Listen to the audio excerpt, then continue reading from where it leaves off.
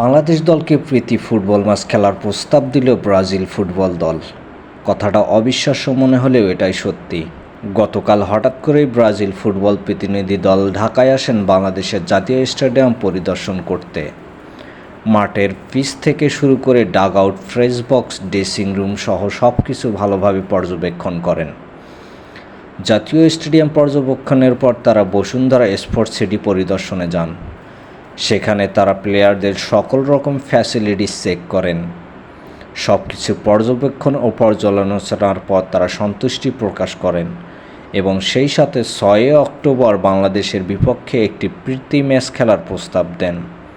নিঃসন্দেহে বাংলাদেশ ফুটবলের জন্য এটি একটি অনেক বড় পাওয়া।